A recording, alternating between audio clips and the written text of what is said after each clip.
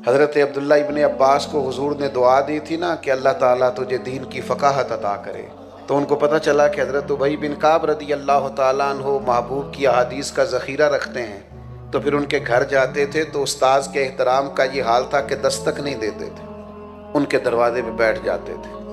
और फरमाते कभी मैं यूं भी बैठता कि मैं बैठा रहता, और फिर कभी यूं भी बैठता कि बैठे बैठे थक जाता, और फिर मैं अपने इमामे का सरहाना बना के उनके दरवाजे के कोने पे एक साइड पे लेट जाता।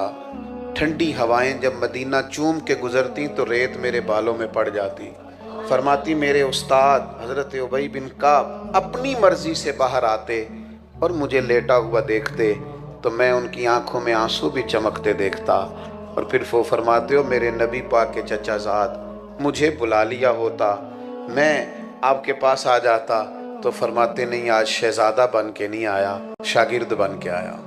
मुझे कुछ महबूब की अहादीस आप सुना दे, मैं उनको याद कर लूँ।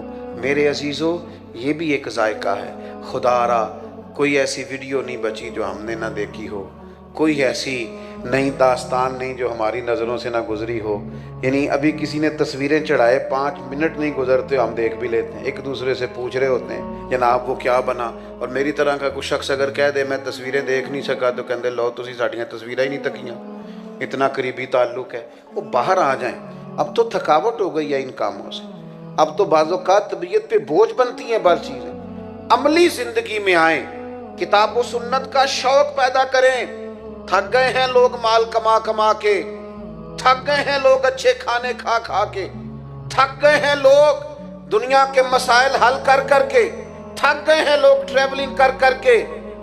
अब वो लौटना चाहते हैं रसूल करीम के कदमों की तरफ। बेचैनियां बढ़ गई हैं, परेशानियां बढ़ गई हैं, ज़हनी आवारगी बढ़ गई, हालात कंट्रोल से निकल रहे हैं।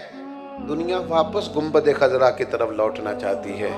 दीनदारों की जिम्मेदारियां बढ़ती जा रही हैं। इन्हें दीनी ज़ौक़ और दीनी इल्म के फ़रोग़ के लिए जदीद तकाज़ों के मुताबिक मुनज़्ज़म जद्दोजहद करनी पड़ेगी।